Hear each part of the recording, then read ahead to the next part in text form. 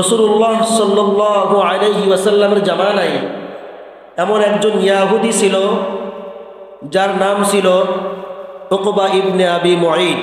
কি নাম? উকবা ইবনে আবি মুঈত। সে ছিল একজন কাফের, মুশরিক। তার কিছু ভালো কাজ ছিল, ভালো গুণ ছিল। কি ভালো গুণ ছিল? তার ভালো গুণ ছিল, সে যখন কোনো সফরে যাইত, সফর থেকে আসার পরে ওই সমাজের ভালো ভালো মানুষদেরকে দাওয়াত করে সে খাওয়াইতো। মানুষকে দাওয়াত করে খাওয়ানো এটা একটা ভালো কাজ। তো ওই ইয়াহুদি, ওই মুশরিক সেই ভালো কাজটা করত। একবার উকবা ইবনে আবি মুঈত সে সফর থেকে আসছে, আসার পরে সে একটা মিটিং ডাকছে তার দলবল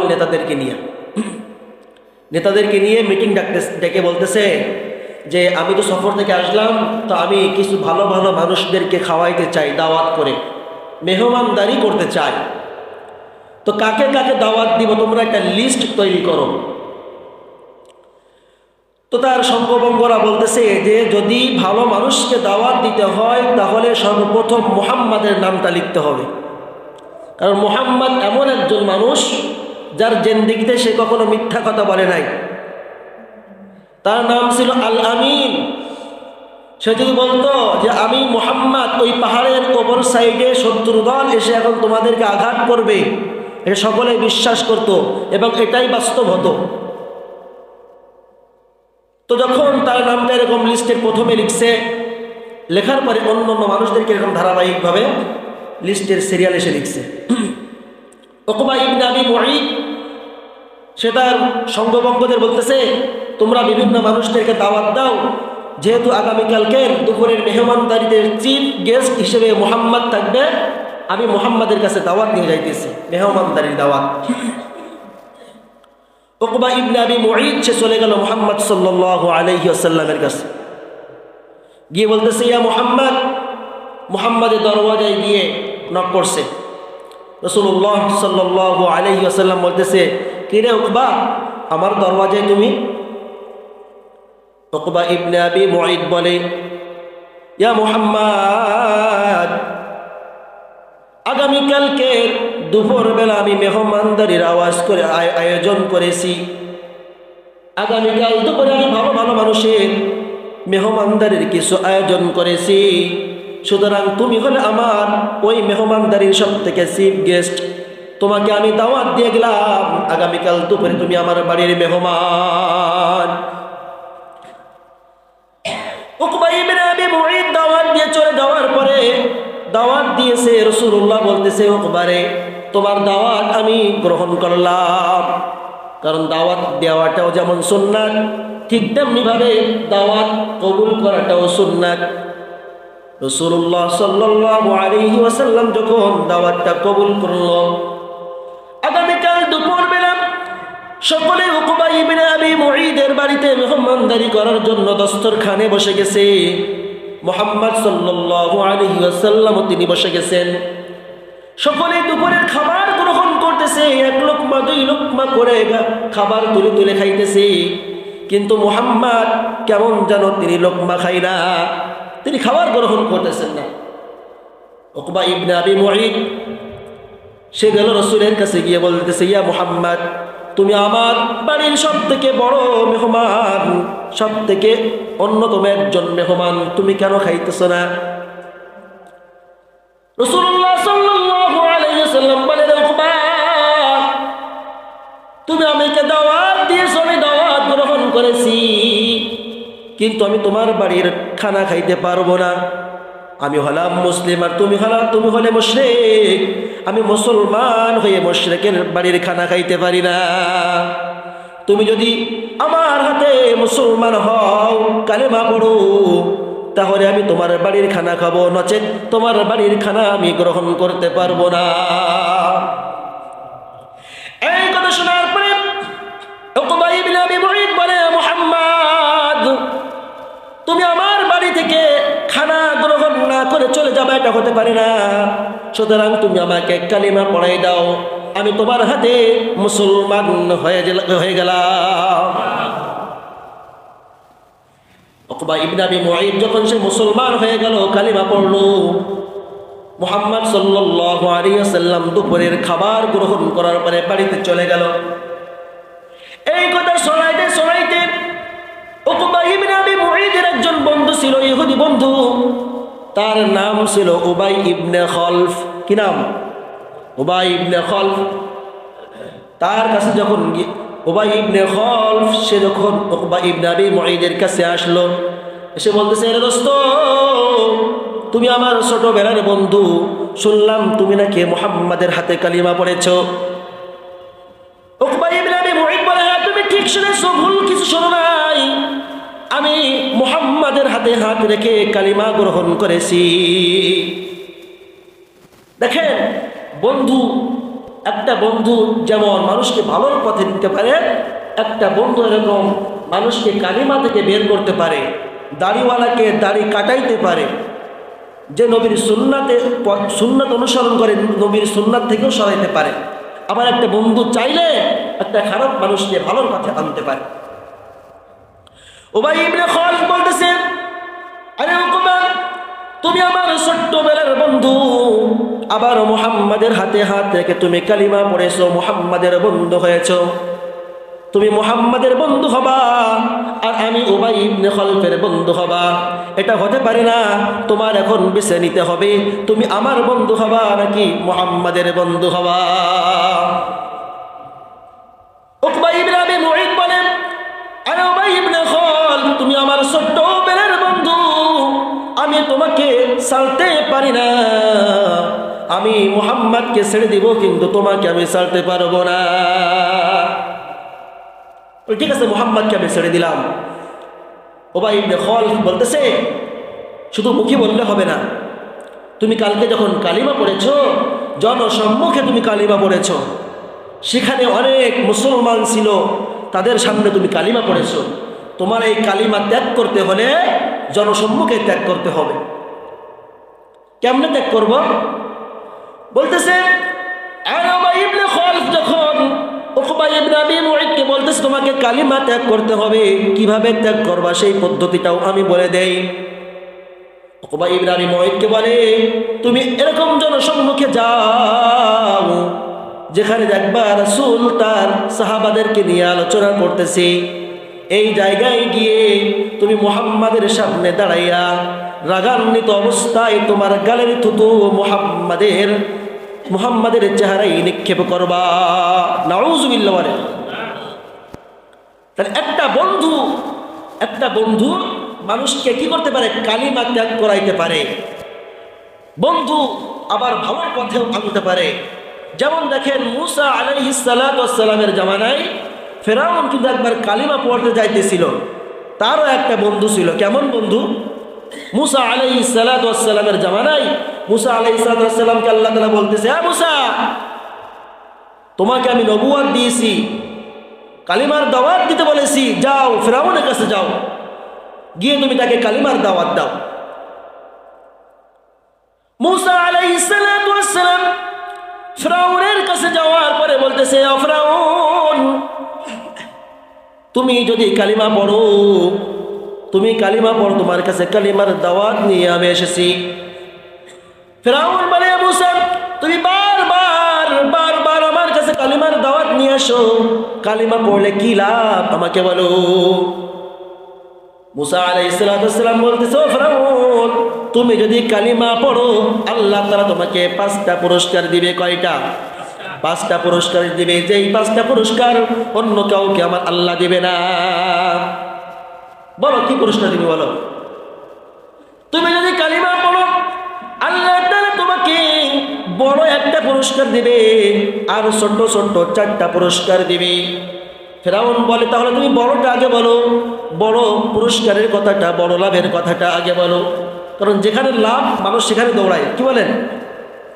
তা বলছে, তোমার প্রথম পুরস্কার হলো তুমি তো এখন ক্ষণস্থায়ী জিন্দেগির একজন বাসিন্দা, কিন্তু ইহা ছাড়াও আরো 2টা জিন্দেগি রয়েছে, যেটা হলো স্থায়ী।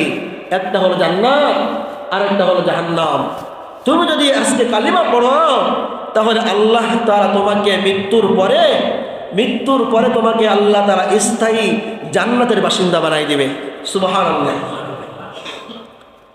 ফিরআউন বলতেছে মুসা, এই বাকি লাভ আমি বিশ্বাস করি না, বাকিতে আমি পুরস্কার বিশ্বাস করি না, নগদ কি আছে এটা বলো, নগদ কি আছে? বলতেছে হ্যাঁ, তুমি যদি কালিমা পড়ে মুসলমান হয়ে যাও তোমার জন্য নগদ পুরস্কার হলো আল্লাহ তাআলা তোমার জন্য 1 নম্বর পুরস্কার রেখেছে, আল্লাহ তা তোমাকে কিয়ামত পর্যন্ত হায়াত দান করবি। কাকে বলতেছে? ফিরআউনকে বলতেছে আল্লাহ তাআলা আমাকে কিয়ামত পর্যন্ত হায়াত দান করবে।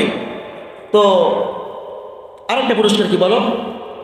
2 নম্বর পুরস্কার হলো তুমি কিয়ামত পর্যন্ত হায়াত পাইলা, কিন্তু হায়াত পাইলেই তো মানুষ সুস্থ থাকতে পারে না বা অন্য কিছু হতে পারে। সুতরাং আল্লাহ তাআলা তোমার 2 নম্বর পুরস্কার দেবে হলো আল্লাহ তাআলা তোমাকে সুস্থতার জিন্দেগি দিবে। তুমি সুস্থতার হালাতে তুমি চলতে পারবা।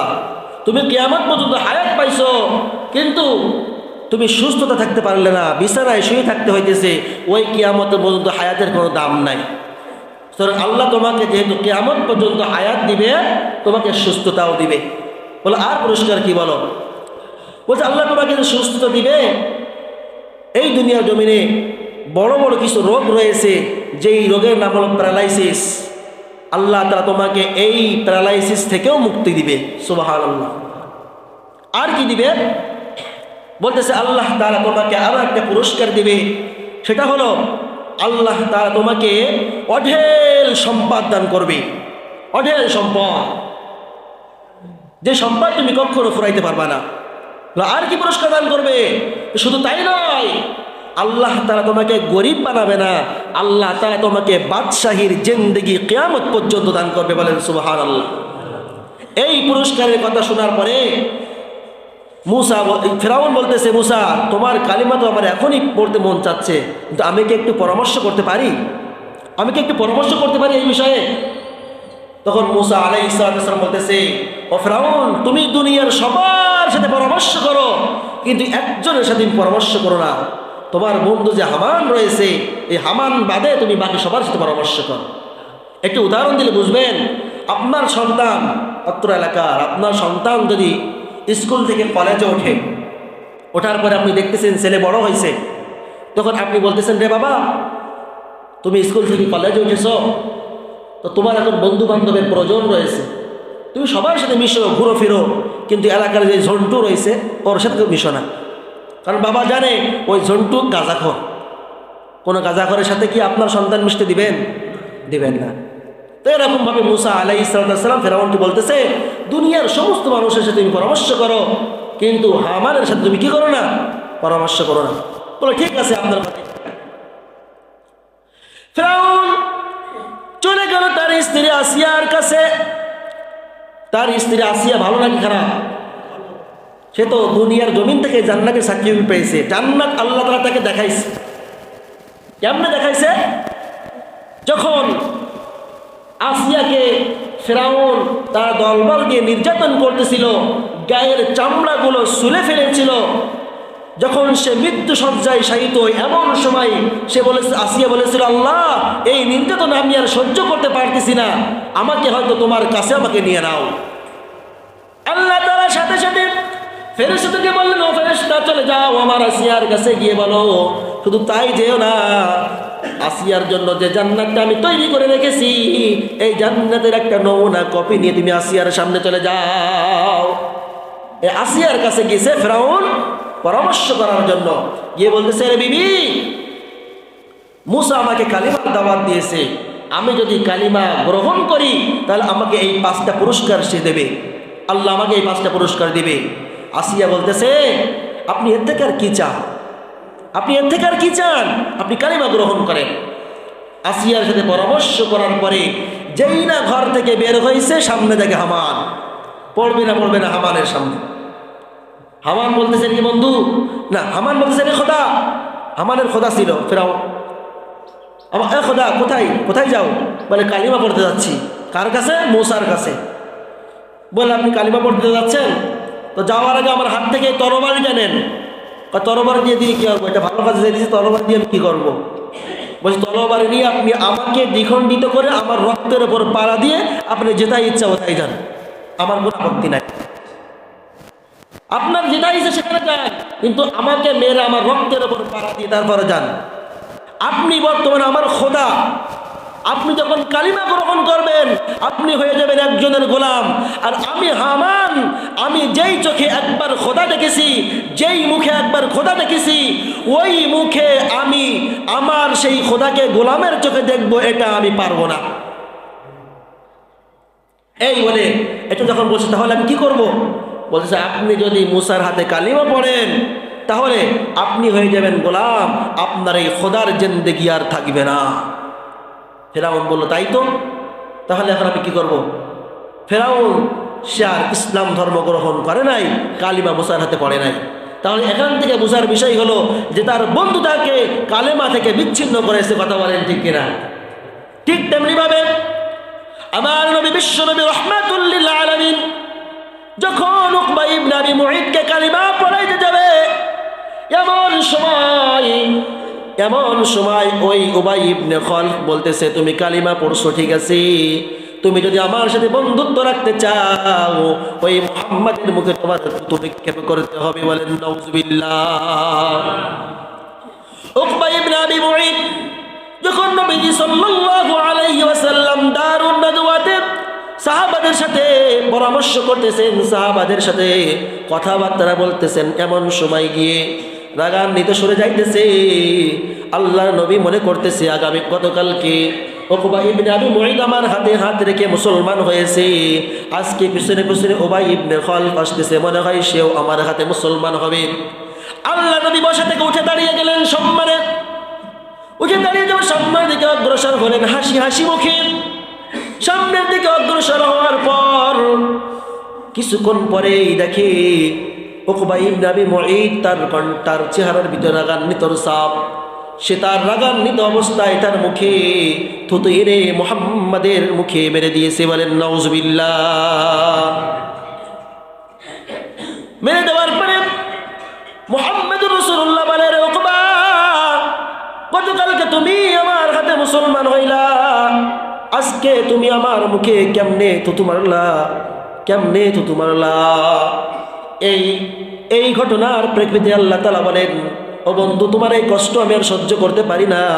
আল্লাহর সাথে সাথে ওহী নাযিল করে দিলেন, ইয়াউমা ইয়া'আযুয যালিমু আলা ইয়াদাইহি ইয়াকুলু ইয়া লাইতানি ইত্তাখাযতু মা'আর রাসূলি সাবিলা ইয়া ওয়াইলাতা লাইতানি লাম আত্তাখিয ফুলানান খলিলা লাকাদ আযাল্লানি আনিদ যিকরি বা'দা ইয জাআনি ওয়া কানা আশ-শাইতানু লিল ইনসানি খাযুলা।